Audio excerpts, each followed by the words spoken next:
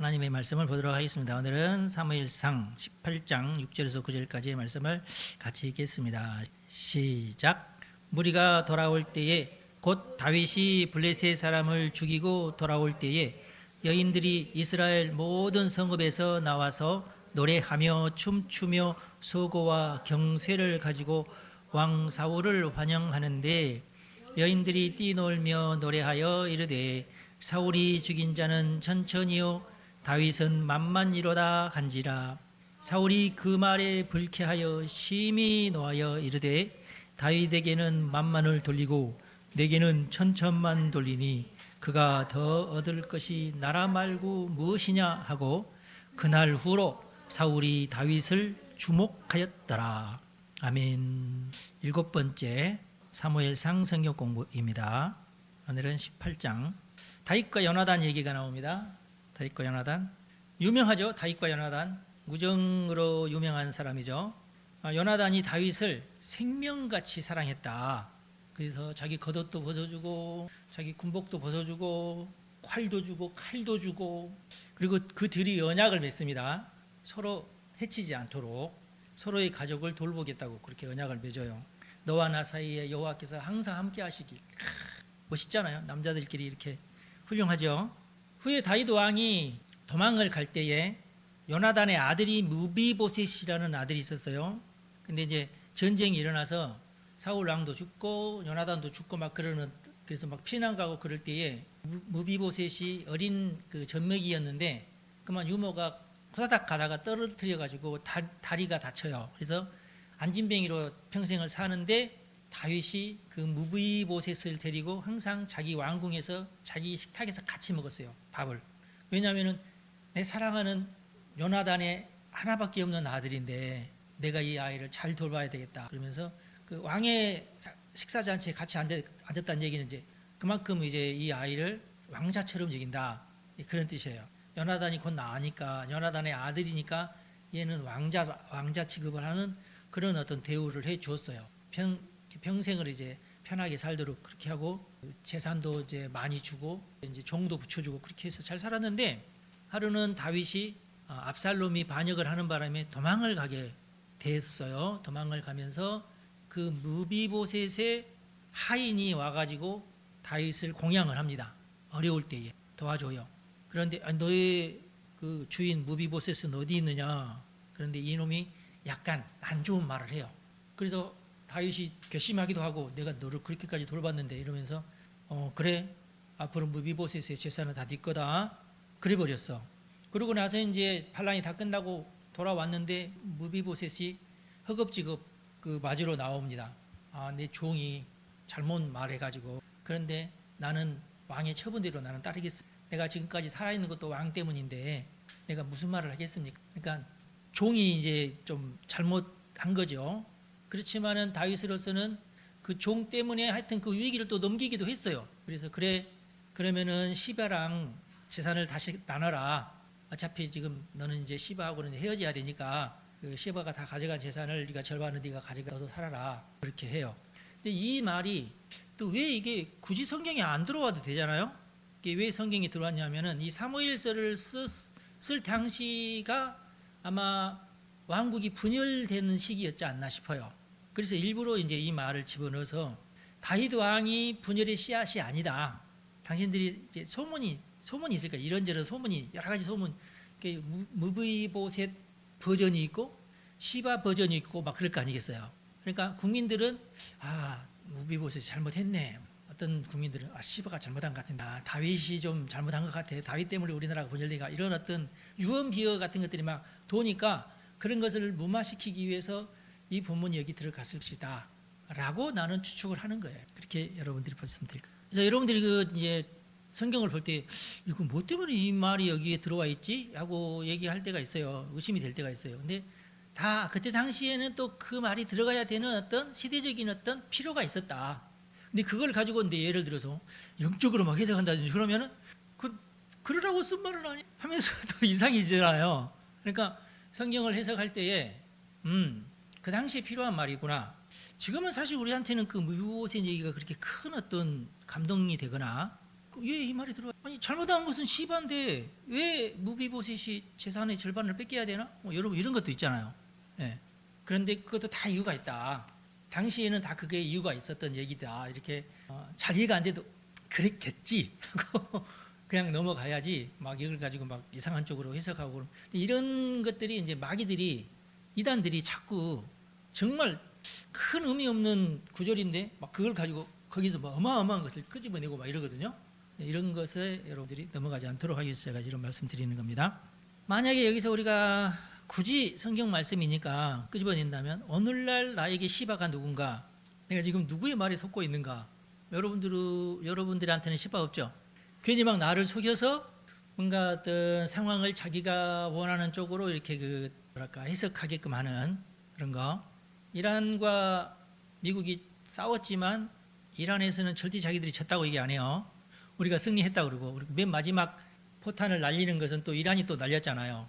근데 트럼프 대통령 오케이, 그것까지 내가 봐주겠어. 왜냐면 자기들도 우리도 열심히 싸웠다, 우리도 뭔가를 때려 부셨다 하고 선전은 해야 되니까 오케이 그래. 근데 이스라엘에서는 더 때려야 되는데 지금 그러고 있고, 그러니까 다들 오케이 알았어 이렇게 하면서 그런 어떤 것이 있다. 만약 여기서 이제 트럼프가 쏘지 말아야겠는데 쐈어, 그러면 가만히 있겠어. 그러면 더 이제 또 이상해져. 그러니까 각자의 사정이 있고 그런 게 있다. 다윗이 18장 5절에 보니까 다윗이 활약이 점점 많아집니다. 그래서 사울이 그를 50부장이나 아마 100부장으로 임명했지 않나 싶어요. 그런데 보내는 곳마다 지혜롭게 행해가지고 전쟁에서 이기고 돌아와요. 그러니까 얼마나 좋아요, 그죠? 훌륭한 장수야. 그러니까 다윗을 따르는 모든 군인들이 다 용기 100배하고 사기가 충천해가지고 가서 하여튼 내가 이번에 더 열심히 잘 싸워가지고 더 큰 승리를 내가 거머쥐어야 되겠다. 이제 다윗의 이제 부하들은 자기들끼리 또 막 경쟁을 하면서 실력이 막 늘어나는 거야. 알렉산더가 그랬어요. 그래서 알렉산더가 이제 다윗과 같이 그런 식으로 부하들을 다루는 바람에 부하들이 전부 전사가 됐어요. 알렉산더는 이번에는 누가 갈 거야? 딱 이렇게 하면 내가 가서 이기겠습니다. 충신들이 막 바글바글한 거야. 그러니까 어디를 가서든지 무조건 이기는 거야. 그렇게 해서 알렉산더가 그 온 그 땅을 다 저 페르시아까지 다 인도까지 가서 망했죠. 싹 점령을 했던 이유가 바로 그런 겁니다. 다윗도 그런 시기에 하여튼 천부적인 어떤 그런 전쟁 기술, 부하를 다루는 어떤 재능 이런 게 있었던 거예요. 훌륭하죠. 꼭 이스라엘 여인들의 노래 때문에 이런 문제가 발생한 것은 아니고 이 여인들이 이런 노래를 부르지 말아야 되는데 아쉽다 하는 것도 있지만, 만약에 이스라엘 여인들이 그런 노래를 안 불렀어도 사울은 뭔가 다른 핑계를 대고 다윗을 없애려고 했을 거예요. 그러니까 내 인생에 존엄만 없었더라면 하면은 안 되고, 이 사건이 나에게 일어난 것이 결정적이었다, 그런 것은 없어요. 인생에 다윗에게는 수없이 많은 사건이 일어났지만 그럼에도 불구하고 그는 믿음을 잃지 않았어요. 그렇죠? 그러니까 승리하는 사람들이 왜 승리하냐, 어떤 결정적인 사건이 안 일어나서 그가 승리하냐, 그건 아니고 마음가짐이 이미 그런 어떤 모든 사건 사고들을 이렇게 잠재울 수 있는 능력이 그 안에 내재가 돼 있어서 그래요. 근데 그게 안 돼 있는 분들은 사소한 것이라도 일어나면은 그거 가지고 이제 넘어진다, 그렇게 생각하면 될 것 같아요. 그러니까 이 이스라엘 여인들이 그리고 뭐 또 거짓말한 것은 아니잖아. 예. 사울은 천천히요, 뭐 천천히나 보냈어. 100밖에 아닌데 천이잖아. 하여튼 그렇지. 다윗 때문에 천이라고 해준 거야. 예. 사울은 천천히요, 다윗은 만만이라, 이렇게 노래를 했는데 사울로서는 지금 기분 나쁠 일이지만은 만약에 내가 사울 왕이었으면은 맞다고 했을 것 같아. 또 사실이잖아. 사실인 걸 가지고 기분 나빠하면은 지만 손해 아닌가? 그렇죠? 안 그런가요? 그리고 요나단이 이미 다윗을 형제처럼 생각하고 있어. 그러면은 사울도 다윗을 아들처럼 생각하면 안 되나? 골리앗을 죽이기까지 해서 지가 절체절명의 위기 앞에서 지가 살아났잖아, 다윗 때문에. 그렇죠? 만약에 하나님께서 사울을 더 미워했다면 다윗도 안 보내셨을 거야. 그래서 그 골리앗과의 싸움과 그 전쟁에서 사울이 전사했을 거야. 그러면 바로 이제 다윗이 이제 하여튼 어떻게 하다가 또 왕이 됐겠죠. 그러면 뭐 그래도 이상한 일은 아니죠, 그렇죠? 예. 근데 하나님께서 사울을 위해서 다윗을 보낸 거예요. 그래서 골리앗까지 쓰러뜨렸어. 여러분이 만약에 사울이라고 생각하고 내가 이 나라 왕인데 싸움도 별로 못해, 인기도 별로 없는데 아이고 세상에 훌륭한 장수가 들어왔어.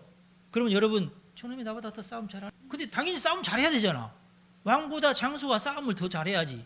세종대왕이 쳐들어가느냐 나랑 같이 싸우러 가자면서 세종대왕이 가서 막 칼싸움 해요? 바보 같은 짓이잖아. 그렇죠? 너무나 당연한 거죠. 왕은 뒤에서 가만히 있으면서 야 네가 나가라. 안 되겠네. 그럼 네가 나가라. 이런 것만 하는 것이지. 그렇죠? 근데 저놈이 나보다 더 싸움 잘하네? 그러면서 그건 웃긴 거예요. 정말. 내가 볼 때 이 사울은 진짜 정신병자야. 예. 그 시기심을 안 가져도 될 사람에게 시기심을 가진 거예요. 억지로. 하나님도 놀랬을 거야. 사울을 위해서 다윗을 붙여준 거 아니에요. 그렇죠? 그러니까 여러분, 하나님께서 사울에게 모욕을 주고 사울을 비참하게 하려고 다윗을 사울에게 붙였다고 생각하면 절대 안 돼요. 하나님 그러신 분 아니야. 하나님은 사울도 사랑하셨어요. 그래서 사울에게 다윗을 붙여주신 거예요. 할렐루야. 요나단으로도 충분했는데, 요나단은 우리가 저번에도 살펴봤듯이 이놈은 어디로 튈지 모르는 럭비공 같은 놈이라 하는 행동이, 오죽했으면 요나단이 자기 아버지하고도 상의 안 하고 막무가내로 막 해버리잖아요. 그러니까 하나님 생각할 때도 피곤한데 요나단 이놈 영명하긴 한데 좀 엉뚱해, 좀 행동이. 그래서 다윗을 붙여준 겁니다. 그리고 결정적으로 요나단이 절대로 잘 깨닫고 있어야 되는 거 뭐냐면, 요나단은 골리앗 앞에서 끽소리도 못 했어요. 그랬죠? 네. 다윗보다 먼저 요나단은 골리앗 앞에 서 있었어요. 그렇죠? 골리앗이 시끌시끌하게 막 모욕을 하는데 다 그걸 요나단이 듣고 있었어요. 그러면서도 조용히 가만히 있었다고요. 그러니까 절대로 다윗과 요나단은 비교급이 아니에요. 그냥 요나단의 장점은 그냥 왕의 아들이라는 거밖에 없어요. 근데 다윗은 어땠어요? 용감하게 하나님의 심정으로 조약대를 가지고 가서 골리앗과 1대1 대결을 딱 한 거예요. 그것만으로도 큰 어떤 영웅스러운 어떤 스타 같은 그런 인물이잖아요. 그리고 바로 그 자리에서 쓰러뜨렸잖아요. 이건 뭐 어느 나라에 내놔도 우리나라 이순신보다도 훨씬 더, 그래도 이순신에게는 배 한 척이 있었지만은 다윗에게는 조약달 하나, 그러니까 이게 비교가 안 되는 거예요. 물론 이순신도 훌륭하신데 다윗의 공적에 의하면은 급이 다르죠. 달라요, 이게. 그래서 이 사울은 그런 어떤 노래를 듣고 맞다고 다윗이 최고야 이렇게 해야 되는데, 왕 주제에 그러면은 저놈이 임금이 되고 그러면 이렇게 된 거예요. 그러니까 자기도 가늠할 수 없는 어떤 깊은 심연으로 자기 자신을 자기가 막 끌고 내려가는 그런 형국이 되는 거예요. 안 그래도 되는데. 그리고 이미 약속한 게 있잖아. 골리앗을 쓰러뜨린 사람은 내가 사위로 삼겠다. 그리고 많은 재산을 주겠다. 그리고 그 아버지의 집의 세금을 다 면제해 주겠다 그랬잖아. 하나도 약속한 것을 이행하지 않았어. 사울 이놈이 아주 좀 이상해, 이놈이 아주. 그리고 다윗이 나라를 정복시켜서 자기가 쿠데타를 해서 나이가 왕 되고자 하는 마음이 있었어요? 전혀 없었어요. 정말 전혀 없었어요. 다윗에게 있는 유일한 소망은 오케이, 뭐 사무엘이 나한테 기름 부음도 했겠다. 나는 그때까지는 내가 이게 되나 했는데 이제 보니까 내가 이렇게 하면 될 것 같은데 요나단도 나한테 저렇게 잘해주고 내가 만약에 사후가 된다면 정말 내가 왕도 될 수 있겠구나. 거기까지죠. 그렇죠? 예. 사울 입장에서는 다윗이 어떻게 보면 구세주 같은 거예요. 그런데 사울은 그렇게 생각하지 않았다. 지지도도 불안하고 전쟁을 하러 나가도 다윗이 없으면은 이건 불안하고, 군인들도 사울을 못 믿고 지금 그러잖아요. 사무엘도 사울을 못 믿고 자기 자신도 자기 사실을 못 믿고 지금 그런 상황인데 다윗이 나타났으니까 얼마나 좋은 거야. 우리가요 이렇게 생각하느냐 이렇게 생각, 아주 한 끗 차이인데 그게 내 인생에게는 어마어마한 차이를 나한테는 가져온다, 그겁니다. 그래서 여러분들이 이건 아닌데 이건 막아야 되는데 이렇게 되면은 여러분들이 사울이 될 수도 있어요. 뭐가 됐든지 간에 옆집에서 누가 나를 좀 신경질 나게 이건 아닌데 이렇게 되면은 그럼 이 사람하고는 옆집에서 안 살면 좋은데 옆집에 살잖아. 그럼 만날 때마다 피곤해, 이게. 그렇죠? 그럼 나만 손해야. 그것이 뭐가 됐든지 간에 어떤 사건이 됐든지 간에 그걸 나에게 유리하게 이렇게 돌려야 돼요. 그걸 위해서 기도하고, 그러려면 겸손해져야 되고요. 사실을 인정해 줘야 되고요. 겸손이 최고죠. 겸손히. 사람은 자신의 잘못을 다른 사람 앞에 인정한다는 것이 그렇게 어려워 보여요. 모든 사람 다 그래요. 무슨 일이든지 그냥 솔직한 게 좋고 겸손한 게 최고다. 그것이 경건이고 그렇다. 사울도 다윗을 인정하고 나의 훌륭한 장수로 총애를 했으면 절대 사울이 망하지 않습니다. 그런데 그렇지 못했죠. 인생은 참 굴곡이 많습니다. 지나간 일을 둘러보면서 되돌아보면서 억울해하고 한탄하고 남 탓하고 복수를 계획하고 이건 다 어리석은 짓이다. 내가 잘못한 것이 있으면 죄송합니다. 내가 잘못했습니다. 제가 손해를 물어드리겠습니다. 물어드리고는 싶은데 돈이 없구만요. 죄송합니다. 더 비굴해지는 거 아니에요. 그렇지만은 그렇다고 해서 막 거짓말 막 들러대고 그러지 말고 죄송한데 내가 돈이 없어서 손해를 배상해 드릴 수는 없지만 앞으로도 내가 돈을 번다고 해서 내가 먹을 것도 안 먹고 내가 그걸 해줄 수는 없지만 최대한대로 내가 갚도록 내가 노력을 하겠습니다. 이게 좋죠. 그러면은 내비두셔요. 이럴 수도 있고 5천만 원 내가 손해 봤지만 되는 대로 좀 갚아주세요. 1,000만 원이라 하자. 이거라도 내가 가지고 너무 배는 고픈데요. 그러면은 알았다고 이 정도만 하고 다음부터는 오지 마시라고 그럴 수도 있고 그런 건 아니에요. 그렇죠? 그러니까 자신의 입장에서 최선을 다하는 모습을 보이면 돼요. 아니면은 아니면은 좀 깎아주세요. 죄송합니다. 좀 깎아주세요. 근데 사람이 또 이렇게 좀 이렇게 겸손하게 나가면 알았다고 그럴 수 있거든요. 얼마든지. 모르겠어. 저는 그렇게 어려운 일 있으면 그랬는데 착한 사람만 내가 만나서 그런 건지 몰라지만은 하여튼 그렇습니다. 그래서 언제든지 간에 내가 혹시 그렇다 거짓말을 했다 하더라도 다시금 회개하고 가서 잘못했다고 하고 그렇게 하는 것이 지혜다. 근데 이제 그때 바로 먼지를 털어버리는 게 낫지 세월이 지나면 더 어려워져요. 내가 잘못했다고 말하기가 더 어려워져요. 그리고 사람이라는 게 교묘해가지고 어떻게든지 자기가 빠져나갈 구멍을 찾으려면 또 찾아지거든요. 그런데 이제 그런 게 의미가 없어지죠. 그래서 사울이 했던 행적은 절대로 하나님이 사울을 무너뜨리기 위해서 다윗을 보낸 게 아니라 사울의 아름다운 태장과 합리적인 정권 교체를 바라고 하나님은 다윗을 보냈는데 사울이 그것을 다 망가뜨려 놨다. 그 얘기를 지금 드리려고 하는 거예요. 예. 인생이라는 게 그렇다. 내가 순간 잘못된 판단을 하고 악한 판단을 하면 내 인생은 완전히 망가진다. 거기에 이제 우리가 사울을 보면서 그렇게 깨달을 수 있다. 그겁니다. 그래서 이후에 이제 사울로서는 그 다윗을 미워하면서부터 시작해서 그 길로는 완전히 이제 180도 자신의 인생이 바꿔지기 시작하는데 결국은 그 일로 인해서 완전히 망하고 자기 아들들도 다 죽습니다. 완전히 비극으로 끝나요. 다윗 하나 이렇게 시기했다는 것 때문에 만약에 다윗을 나의 사위로 나의 충복으로 내가 믿을 수 있는 유일한 신하로 받아들였으면 절대 사울의 인생은 그렇게 처참하지 않았다 그 말이에요. 예. 왕위를 물려주고 뒷방에서 지 죽을 때까지 상황 노릇을 하면서 죽어도 아무런 하자가 없었을 정도인데 다윗을 미워하는 바람에 그 모든 자기 앞에 놓인 탄탄대로를 다 망가뜨린 스스로 자기의 인생을 망가뜨린 대표적인 사람이 되었다. 다윗은 단 한순간도 사울을 죽이려고 한 적이 없어요. 다윗과 같은 충신도 없었어요. 그런데 참 안 됐다. 여러분들도 누구를 미워하지 마십시오. 하나님이 다윗과 함께 한다는 것을 사울도 알았어요. 알았으면 그걸 아멘 해야 되는데 그것을 두려워했어요. 큰일 났다. 하나님이 제 편이네. 내 편이 아니네. 그러니까 이게 180도 달리 해석을 해야 되는데 완전히 약하게 해석이 돼버리는 거예요. 여러분 이게 무섭습니다. 교회에서도 분란이 나면은요 목사와 장로가 싸우잖아요. 그러면은 둘 다 그것을 긍정적으로 받아들이지 않고 그것을 사울처럼 이렇게 받아들이는 거예요. 똑같은 현상인데도 마찬가지예요. 네. 그러면은 자신의 인생을 완전히 망가진다. 하나님의 어떤 계시를 받아들이셔야 돼. 마귀의 계시를 받아들이지. 심지어는 이제 사울이 정신적인 발작이 일어나니까 다윗은 다윗아 빨리 와라. 지금 왕께서 지금 발작이 일어났다. 그러면 예스. 그래서 기타를 들고 왕이시여 제가 연주를 해드리겠습니다. 연주를 하면 좀 나아지거든요. 근데 그날은 애가 눈도 빨개가지고 손에는 창을 가지고 있는 거야.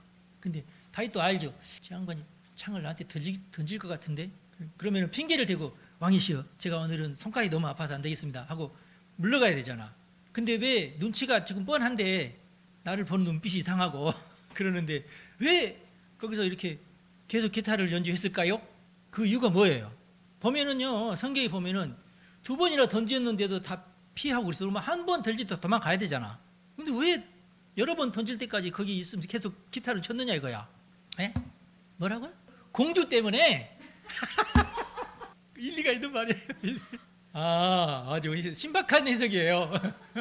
권력을 향한 욕망 때문에 내가 여기서 피하면 안 되지. 내 생각에는 다윗은 저까지 창 정도는 내가 얼마든지 피할 수 있다 하는 자신감이 있었을 것이다. 제 말이 더 좀 설득력 있지 않나요? 전쟁터에서 이미 지금 날렵한 몸이야. 골리앗까지도 내가 해친 몸이야.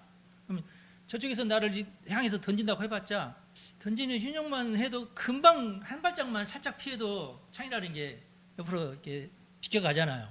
사울도 실력도 별로 없지만은 다윗의 실력 정도면은 칼 가지고 와서 이렇게 하는 것도 이렇게 피하면 되는데, 여자들은 그게 힘들어도 남자들은 운동 신경이 빠르니까 칼 가지고 막 달려들어도 이렇게 피하고 여기서 날라오면 이 정도 그 권투 하시는 분들은 이 정도 가지고도 금방 저 정도 거리면은 이렇게 날라온다. 살짝 이 정도만 피하면 돼. 이게 있거든요.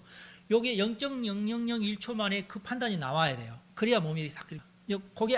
그러니까 권투 시합은 무조건 스피드 싸움이에요. 누가 펀치가 세느냐가 중요하지 않고, 저 친구가 왼손으로 저렇게 나온 거 보니까 이것은 페이크고 이게 진짜구나, 이게 이제 눈에 보여야 돼. 그래야 권투 선수가 되는 겁니다. 예. 그렇게 해서 이게 한 5cm나 10cm만 살짝 피하면서 이렇게 피해가야 돼. 왜냐하면 더 멀리 피하면 안 돼요. 왜냐하면 피하면서 바로 내가 공격이 들어가야 되는데, 그거 찰나가 0.001초 동안에 그 주먹이 어떻게 움직인다는 것이 안 보이면 권투 선수가 못 돼요. 권투 선수는요, 어마어마하게 눈초리가 빠른 사람이에요. 손도 빠르고 눈도 빠르고. 그러니까 빠르기가 결정을 해요. 싸움은, 권투 싸움은. 마찬가지로 저쪽에서 네가 아무리 던지면 벌써 몇 초잖아, 이렇게 하면은. 그럼 벌써 알아요, 창이 어디로 온다는 것을. 그러니까 다윗은 그것을 알고 있어요. 왕이 창을 가지고 있는데 창 던지는 것도 모르고 있으면 진짜 죽어요. 근데 기타를 치면서도 봐, 이게 이렇게 하면 저놈 이렇게 하는구나, 알아. 그래서 여러 번 던져도 무서워하지 않고 기타를 쳤던 겁니다. 그래서 사울이 이제 알아요. 저놈은 이미 다 나의 창을 피하는구나, 이걸 알아요. 그래서 천부장으로 임명해서 에이, 꼴보기 싫다, 멀리 보내버려요. 그리고 자꾸 전쟁 어떤 명령만 내립니다. 어떤 전쟁이든지 가서 뒤져라, 제발. 그럼 다윗 입장에서는 피곤하잖아요.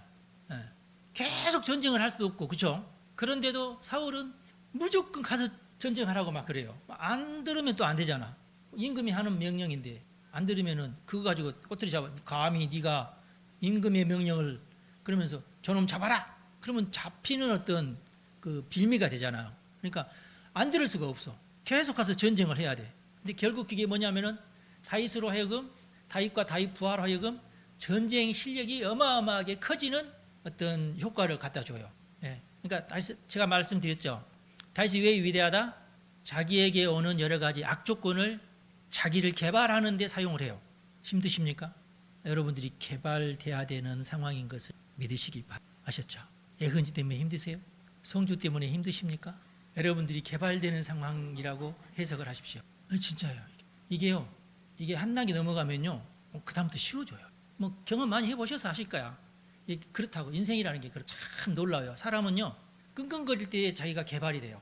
내가 막 이렇게 돌아가면서 어떻게 하지 막 그러면서 한 하루나 늦으면 한 이틀 정도 고민하면은 방법이 나와요. 그게 이제 뇌의 어떤 능력이거든요. 그러면서 그 단계를 뛰어넘는다고요. 여러분들 믿으시기 바랍니다. 그렇게 해서 사울은 점점 피폐해져 가고 다윗은 점점 강성해져 가는 거예요. 희한하죠, 하여튼. 그러면서 혼인 이야기를 꺼냅니다. 메랍을 내가 주겠다. 이 의도는 뭐냐면, 아마 사울이 신하를 통해서, 이제 그 중매쟁이를 통해서 신하 중에 한 사람을 중매쟁이로 세웠겠죠. 가서 네가 가서 메랍을 내가 너에게 시집 보낼 생각인데 너는 어떻게 생각하냐. 근데 당시에는 그 빅물이라는 게 있었어요. 지금도 저기 중국에는 빅물이 기본적인 그 뭐라고 하던데, 우리나라에서는 쌍방간에 준비하는 거죠. 그 대부분이 중동 지역, 지금도 중동 지역은 그러기도 하고, 중국도 마찬가지고 남자 쪽에서 돈을 마련해 가지고 여자를 사는 그런 형이에요. 이스라엘도 그때 당시에는 그랬던 거예요. 근데 제가 저번에도 말씀드렸다시피 다윗의 형이 7이라 그 7을 다 장가 보내려면 돈이 어마어마하게 많이 필요해. 한 사람당 1억씩 쳐도 7억이야. 그러면 맨 마지막에 다윗이 장가를 가려면 이제 8억이 필요한데 이제 사울이 이제 딸을 준다고 했으니까 당시에 부자들이 많았겠죠. 왕에게 장가 보낼 아들이 많이 있었겠죠. 그 후보자들이 쭉 있는 건데 가난뱅이 다윗이 눈치를 보니까 우리 아버지는 나한테 돈을 절대 안 줄 것 같고 어떻게 하면 좋을까. 그래서 딸을 달라고도 할 수도 없고 왕이시여 약속하신 대로 딸을 저에게 주신다고 했으니까 제가 번호표를 잡겠습니다. 그래 그럼 너 1억 가져와라. 아니 다른 사람 말고 내가 너한테 줄 테니까 1억 있으면 가져와라. 근데 그 말을 못해. 왜냐면 1억이 없으니까. 딸을 준다고 했지 빅물 같은 건 필요 없다는 말을 안 했잖아. 그래서 이제 그 중매쟁이가 왔을 때 다윗이 난 돈이 없는데요 그랬던 거예요. 내 생각에는 사울이 너에게 돈이 없는 것을 뻔히 알고 네가 이렇게 해서 이 다윗에게 어떤 모욕감을 주기 위해서 그랬지 않았나 싶어요. 그래서 메랍을 다른 데 시집 보내버려요.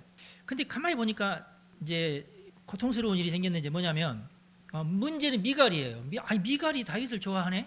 눈치를 딱 보니까 미갈이 다윗을 좋아하는 거야. 다윗을 좋아하는데 다른 데 시집 보내기도 글렀고 빅물을 받기는 너무 힘들고 어차피 저놈도 나는 빅물이 없습니다. 돈이 없습니다. 안 됩니다. 뻔히 그럴 거고 그럼 어떡할까? 옳지. 그러면서 뭐라고 하냐면은 네가 전쟁터에 가서 블레셋 사람의 양피를 가져다 바쳐라 100개. 이게 뭐냐면은 그 고래사냥을 100명을 해가지고 와라. 그래요? 그 정도야 내가 하면서 200개를 가지고 왔어요. 다윗도 내가 볼 때 좀 미친놈이 하여튼 보면 어떻게 200개를 근데 이제 사울 입장에서는 그 정도까지 네가 하려면 네가 죽어야 될 거다 이제 이런 생각을 했는데 200개나 떡 가지고 오니까 이건 어떻게 방법이 없어. 이거 할 수 없이 이제 빅물도 못 받고 이제 결혼을 시켰어요. 그러면서 다윗은 이제 안심을 하고 이제 뭐 내가 사회가 됐는데 그전에는 몰래 죽이려고 했는데 이제는 대놓고 죽이려고 합니다. 이게 이제 이건 정말 이제 어떻게 할 수 없는 그런 상황이에요. 이제 공개적으로 다윗을 죽여서 데리고 와라. 그래서 요나단이 몰래 다윗에게 야 너 빨리 도망가 있어 이렇게 해서 어떤 무산되고 그랬는데 결국에는 이제 다윗이 집에 왔다고 합니다. 이런 첩보를 이제 사울이 접하고 야 빨리 가서 다윗을 자고 있을 때 죽여라. 그런데 다행히 누군가가 또 다윗에게 첩보를 줍니다. 암살자를 보냈습니다. 그러니까 어떡하냐. 또 이제 그 미갈이 아이고 내 남편이 죽으면 안 되는. 미갈은 남편을 사랑하니까 그러면은 내가 거짓말을 할 테니까 빨리 창문으로 도망가라고. 창문으로 내려보내고 침에다가 이제 베개를 많이 집어넣고 이불로 덮어놓고 사람이 오니까 안 돼요. 제 남편이요 지금요 감기 걸려가지고요 끙끙 앓고 있어요. 그렇게 이제 거짓말을 했어. 그러니까 들어가서 잡아 죽여야 되는데 감기 걸렸다고 누워 있다고. 그러니까 맨 처음에는 이제 왕이 시켜서 다윗 장군님한테 우리가 드릴 말씀이 있다고 그러니까 안 돼요 지금 감기 걸려서 꼼짝도 못 하고 있어요. 그러니까 오늘은 안 됩니다. 그러니까 돌려보냈어. 근데 나중에 그것이 들통이 나. 그래서 미갈을 잡아오너라. 미갈이 또 거짓말을 칩니다. 아버지 다윗이 나에게 칼을 여기다 들이미고요 저기 나를 창문으로 안 내버려 주면은 죽이겠다고 해서 할 수 없이 내가 그랬어요. 그러니까 그랬어? 그럼 너를 죽이려고 했어? 그렇게 해서 미갈은 살아나고. 왜요? 성경에 다 있는 얘기인데 요나단이 그렇게까지 그 다윗을 죽이려고 하는지는 잘 몰랐어요. 사실은 결국은 이제 망명길에 오르고 요나단에게 가서 야 너네 아버지가 나를 이렇게 하니 이렇게 죽이려고 한다. 그래? 그러면 내가 아버지한테 정식으로 얘기를 해서 너를 살려달라고 내가 할 테니까 나랑 그러면은 계약을 맺자. 그러면 내가 어디에 숨어 있을 테니까 네가 이제 항상 그때에는 월삭을 맞이해서 월삭이면 이제 그 해의 첫째 날을 말하거든요. 월삭에는 어떤 식구들이 다 같이 모여서 식사를 하는 그런 자리가 있었나 봐요. 그런데 다윗도 그 집 식구 아니야. 이제 결혼을 했으니까. 그러면은 매월 첫째 날은 같이 식사를 해야 돼요. 첫째 날과 둘째 날 아마 식사를 해야 됐었나 봐. 그런데 첫째 날 보니까 다윗이 안 왔어. 사울도 이제 정신이 말짱하고 좀 이상한 적도 있었지만 그날은 정신이 말짱한 것 같은데 아무 말 없이 지나갔어도 사울도 뭔 일이 있었나 보다. 둘째 날도 다윗이 안 보여. 다윗이 왜 어디 갔어? 이러는 거예요. 그러니까 요나단이 제가요 고향으로 갈 일이 있어서 간다고 해서 내가 가라고 했습니다. 그런 거예요. 매년마다 드리는 제사가 있는데 그 집 식구들이 다 모여서 드리는 무슨 제사가 있었나 봐. 집안마다 집안 행사니까 집안 행사가 있어서 꼭 가봐야 된다고 해서 내가 가라고 했습니다. 그때에 사울이 노발대발 이 미친놈, 이 죽일 놈, 썩을 놈 이렇게 하면서 막 욕을 하면서 이놈아 네가 그놈을 살려서 보내면 안 되는데 네가 그렇게 응? 그래서 둘이 짰어요. 내가 이렇게 해서 내가 이렇게 얘기할 테는데 너는 어디 가서 숨어 있어라. 만약에 우리 아버지가 다윗이 그렇게 제안을 했어요. 만약에 네가 그렇게 얘기를 했는데 사울 왕이 너를 나무리고 다윗은 죽여야 된다 그렇게 얘기하면은 나는 도망가겠다. 근데 만약에 그래 그런 일이 있어서 그러면은 사울 왕이 조금 정신이 이상했는데 좀 돌아왔나 보구나. 그러면 내가 나한테 사인을 하면은 내가 그때 왕이시여 내가 잘 다녀왔습니다 이렇게 나타나겠다. 그렇게 한 거예요. 요나단은 아버지가 정말로 그런 좀 정신이 이상해서 그러는 것이지 진심은 아닐 거라는 생각을 했었는데 가서 이만저만 얘기하니까 사울이 노발대발하면서 이렇게 하니까 정말 우리 아버지의 마음속에는 다윗을 죽일 마음이 있구나. 사운데 뭐 그럴까까지 했는데 그래서 짭니다. 자 우리 가서 화살놀이 하자. 화살놀이 가서 심부름을 앞에 보내면서 자 쏠 테니까 화살 가져와. 옛날 화살이 그렇게 귀했나 봐. 슝 쏘는데 야 거기 말고 더 앞으로 가야지 라고 얘기하면 너는 도망가거라. 아니야 네 뒤쪽에 떨어졌잖아 이렇게 얘기하면 너는 나한테 돌아와라. 이렇게 서로 약속을 해요. 처음 읽은 것처럼 성경 안 보셨나? 그래요. 아니 처음 듣는 것처럼 들으니까 그랬으니까 그걸 이미 짰어요. 그래서 너 빨리 달려라 하면서 그 달려가는 군사 위로 화살을 보내면서 더 멀리 갔어. 다윗이 듣고 나는 이제 도망가야 되는구나. 정말 왕이 나를 잡아 죽이려고 하는구나. 내가 사운데 그러고 있는데 요나단이 불이 났게 또 와가지고 둘이 서로 부둥켜 안고 꺼이 대성통곡을 하고 거기서 헤어집니다. 서로 약속을 하고 내 새끼들이 네가 잘 봐주고 만약에 내 새끼들이 힘들면은 네가 와서 또 그렇게 하자. 거기서 헤어져요. 영원히 헤어집니다. 그 약속 때문에 무비보셋을 끝까지 살려줘요. 남은 것이 무비보셋 하나밖에 없었거든. 다 죽고. 그런데 이제 재미난 일이 벌어지는데 다윗이 맨 먼저 어디로 도망가냐 하면은 라마나옅으로 도망을 갑니다. 라마에 있는 나옅이라는 뜻이에요.